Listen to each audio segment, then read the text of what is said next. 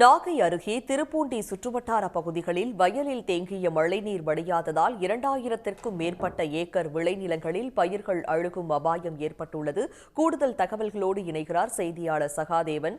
சகாதேவன், விவசாயிகள் அரசுக்கு முன்வைக்கக்கூடிய கோரிக்கைகள் என்னென்ன? முழு விவரங்களையும் பகிர்ந்துக்குங்க. அதாவது நாகப்பட்டினம் மாவட்டத்துல தொடர்ச்சியா அந்த கனமழையானது விட்டு விட்டு பெய்து வந்த நிலையில கிட்டத்தட்ட 15-20 நாட்களேயான சம்பா தாளடி நெற்பயிர்கள் நீரில் மூழ்கி இருக்கிறது. குறிப்பாக நாகப்பட்டினம் திருப்பூண்டி சுற்றுவட்டார பகுதிகளில் வயல்ல தேங்கி இருக்கிற அந்த மழை நீரானது வடிவதில் சிக்கல் ஏற்பட்டிருக்கிறது. மேலும் சொல்ல போனா வேதாரண்ய வீர்ச்சேனல் வடிகால் ஆற்றில் அதிக அளவில் மண்டியுள்ள அந்த ஆகாய தாமரைகள் மற்றும் கட்டப்பட்டுள்ள மீன்பிடி வலைகளால் விவசாயிகள் கடுமையான அவதி அடைந்திருக்கிறாருன்னே சொல்லலாம். குறிப்பா 2000 ஏக்கருக்கு அதிகமான சாகுபடி செய்யப்பட்ட இளம் நெற்பயிர்களுடைய வேர் பகுதியை சூழ்ந்து மழைநீர் நிற்கிறதுனால பயிர்கள் அழுகும் அபாய நிலைக்கு சென்றிருப்பதாக விவசாயிகள் வேதனை தெரிவித்திருக்கிறார்கள்.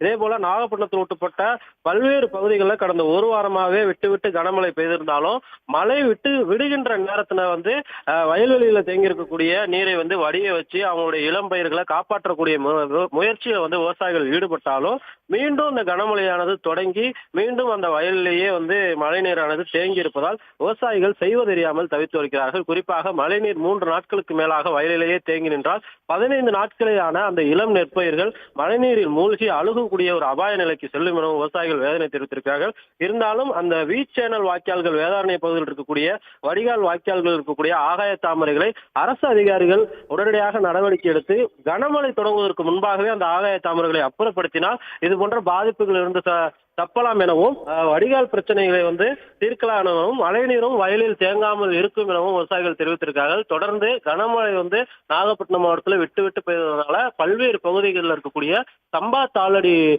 சாகுபடியில் இருக்கக்கூடிய விவசாயிகள் கலக்கத்தில் இருக்கிறார்கள். உடனுக்குடன் செய்திகளை தெரிந்து கொள்ள சன் நியூஸ் பெல் ஐகானை கிளிக் பண்ணுங்க.